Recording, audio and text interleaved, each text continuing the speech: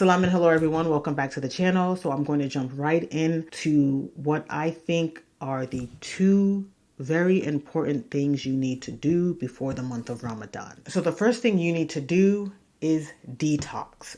First, let's talk about a liver detox. The liver is responsible for several functions, including metabolism, or the breakdown of food into energy, synthesis of proteins, production of digestive enzymes, and detoxification of other metabolites. Metabolites being substances that remain in your body when medicine is broken down. The liver also plays a significant role in the regulation of red blood cells and glucose synthesis, tricky word, and storage. If you have or suspect you have hepatitis, jaundice, celiac disease, fatty liver disease, or high liver enzymes, it's important for you to seek counsel from your general practitioner or your nurse practitioner. Otherwise, here are some things you can do to detoxify your liver now. Simplest way is to drink more water. The NIH recommends 9 cups of fluid per day for women and 13 cups for men on average. Something you can also do is eat more potassium-rich food, so that includes root vegetables such as carrots, potatoes, and sweet potatoes.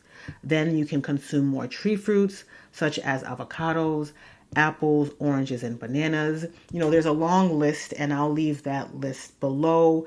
This is an NIH link that provides you with potassium-rich foods. Another thing you can do in terms of liver detoxification is to cut back and reduce highly processed food that don't add any nutrition to your diet. They only add toxicity to your system. And you can also take liver support supplements or herbs such as milk thistle, or you can drink turmeric infused tea or dandelion tea. That could be a good option for you. And then try a juice cleanse. Celery, beetroot, carrot, they're all good ways to start out with juice cleanses. I've done a whole video on this where I show you the exact ingredients I use and how they can be beneficial for you. So please check out this video. I'll leave the link in the description below, or I'll probably link that during this video here. Now, the second list on detoxes is a sugar detox. What hits most of us hard during the first few days of Ramadan is withdrawal symptoms from all sorts of things. They can be caffeine or sugar. Those are the big ones.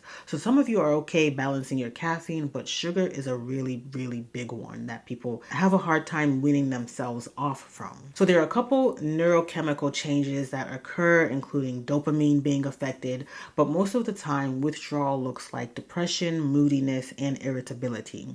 So I recommend, or what I would do, is to slowly cut back on sugary snacks and sweets every day of, and every week leading up to the first of Ramadan. And the third type of detox that I want to talk about is a spiritual detox. This might be easy for some of you, for others it might be a challenge, but one thing is for certain, that it might look different for all of us. But there are some things I want you to consider. So for example, clear your home of clutter and debris. Anything that's not serving a good purpose for you, get rid of it. Another thing you can do is to start cutting back on your social media hours.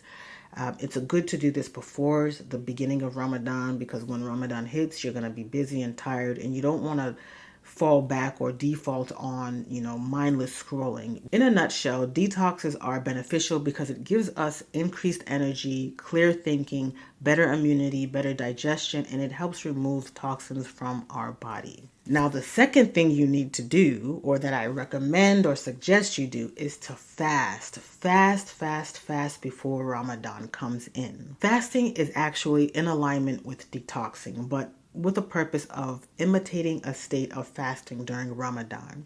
Many of us wait until the first day of Ramadan to fast, and this is after having not fasted for about 330 days. And then we're kind of shocked with how miserable we are. We experience stomach pains, headaches, and all sorts of things. Consider fasting the Sunnah fast on Monday and Thursday.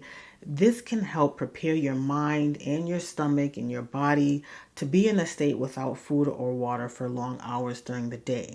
That way, when Ramadan comes, you aren't so worried about food. You may be able to, better focus on reading Quran, praying Taraweeh, even getting up for Qiyam and Tahajjud, and getting through your day as a student or with your job. Preparation can be very beneficial. So I'm curious to know how you all are preparing and what are on your to-do list. Also, as a friendly FYI, check out my Ramadan prep 30 ways in 30 days. So these are 30 shorts that I created for last year's Ramadan, which is relevant for this year. 30 consecutive shorts, all with different ideas of how to prepare for Ramadan. Less than 60 seconds, I believe, is the shorts. I haven't created a short in a very long time on YouTube.